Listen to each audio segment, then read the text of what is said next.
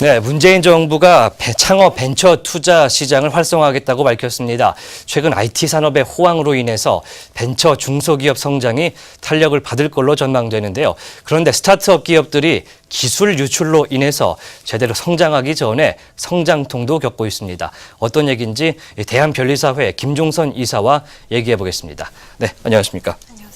네, 최근에 기업 간의 특허권 분쟁이 굉장히 많은데 스타트업이 좀 많이 생기면서 관련된 분쟁도 생기고 있죠? 네. 그렇습니다. 예. 사실 기업 간의 특허 분쟁은 어제 오늘만의 이야기는 아닙니다만, 그렇죠. 예. 최근에 그 스타트업 기업들에 대해서 더 관심을 가져야 된 이유는 이 스타트업 기업들이 특허 분쟁으로 인해서 창업 초기에 그 R&D와 제품 개발에 집중해야 될 그 시간에 특허 분쟁에 대해서 시간과 자산을 많이 투여하기 때문에 예. 제대로 성장하기 힘들다라고 하는 것이 가장 큰 문제가 아닌가라고 생각이 됩니다. 예. 게다가 그 기술 기반의 스타트업 같은 경우에는 유행하는 기술의 수명이 짧기 때문에 분쟁에 소요되는 기간 동안에 결국 그 기술을 기반으로 하는 제품 개발을 못하게 돼서 사업을 접게 되는 그런 극단적인 경우도 생기게 됩니다. 안타깝군요. 네. 그러면 스타트업 기업들이 이렇게 대기업들에게 기술을 뺏기는 경우가 많습니까? 실제로 그 분쟁으로 비화하는 경우는 그렇게 많지는 않습니다. 예. 그 이유가 그 특허권에 대한 분쟁이라기보다는 그 아이디어 도용에 대한 이슈가 더 많기 도용이요? 네, 그렇습니다.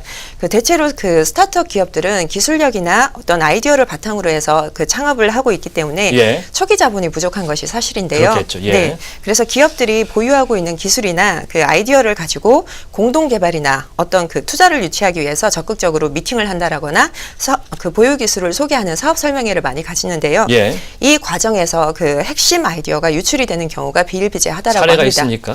네. 그 지난달에 그 전략적으로 그 제휴에 합의하기로 한 그 IT 스타트업 기업인 그 버즈빌과 그 옐로우 모바일의 쇼핑 그 플랫폼인 쿠차가 예. 2015년부터 특허 침해 소송하고 그 특허 무효 심판을 서로 제기를 하면서 예. 그 분쟁에 휘말렸었습니다. 예. 그 버즈빌이 2013년에 그 스마트폰 잠금 화면에 광고를 넣는 플랫폼인 허니 스크린을 개발을 했는데요. 예. 2015년 말에 옐로우 모바일이 쿠차 슬라이드라는 이름으로 그 버즈빌과 비슷한 서비스를 시장에 내놓으면서 분쟁이 시작되었습니다. 예.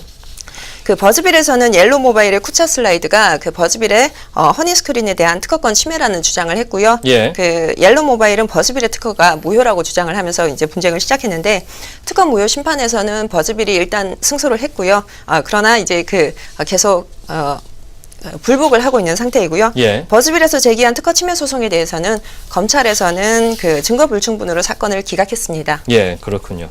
버즈빌에서는 왜 옐로우 모바일 특허를 침해했다 이렇게 판단을 한 겁니까? 그 버즈빌에서는 그 기술적인 유사성을 대비하기 이전에 그 상황적 판단을 먼저 했던 것 같습니다. 예. 버즈빌에서 사업과 관련해서 협업을 위해서 그 옐로우 모바일을 수차례 만났는데요. 예. 사업화 모델을 충분히 설명을 했는데 협업은 이루어지지 않았고 얼마 지나지 않아서 그 비슷한 사업 모델이 시장에 나오니까 아이디어를 도용당했다라고 생각을 한 것 같습니다. 협업하기 위해서 만났는데 새로운 게 나오니까 도용당했다 이렇게 생각했군요. 네. 실제로 특허 침해는 아닌 걸로 나왔죠? 네, 그렇습니다. 예. 일단 검찰에서는 그 특허 침해로 보기에는 증거가 불충분하다라고 판단을 했습니다. 예, 그렇군요. 우리 스타트업 기업들이 이렇게 특허를 침해당한 이런 사례들이 또 있을까요? 예, 그 지난 6월 말에 그 인스타페이라고 하는 스타트업 기업이 특허 무효 심판 분쟁에서 카카오에 대해서 승소를 했다라고 밝힌 바가 있는데요. 예. 인스타페이는 그 핀테크 스타트업 기업인데 2008년에 그 QR 코드와 바코드로 모바일 결제를 할 수 있는 특허를 등록한 적이 있습니다. 예.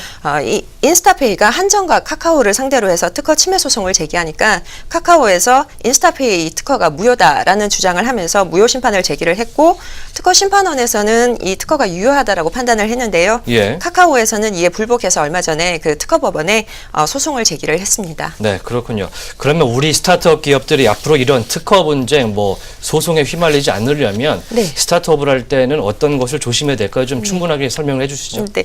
그러니까 일단 그 스타트업 기업들이 대기업이나 정부 기관들과의 협업을 통해서 그 사업 설명회를 통해서 그 회사에서 가지고 있는 기술이나 아이디어를 공유해야 될 필요성은 느끼고 있는데요. 예. 그런 설명회를 통해서 핵심 기술에 대한 설명은 가급적 가려두고 어떤 효과 부분을 강조해서 그 기술 도용의 효과 부분을 강조를 하다라고 하면 예. 그 기술 도용을 예방할 수 있는 측면이 있지 않을까라고 생각이 되고요. 예. 무엇보다도 특허 출원을 반드시 먼저 한 후에 사업 설명회를 하는 것이 나중에 후회할 일이 없으리라고 생각이 됩니다. 일단은 자신들의 기업을 설명하기 위해서 핵심 기술들을 공개하는 경우가 있는데 네. 이런 경우들 굉장히 위험하겠군요. 그렇습니다. 예, 다음에 자세하게 한번 더 알아보도록 하겠습니다. 지금까지 대한변리사회의 김종선 이사와 스타트업의 특허 침해 분쟁 얘기해봤습니다.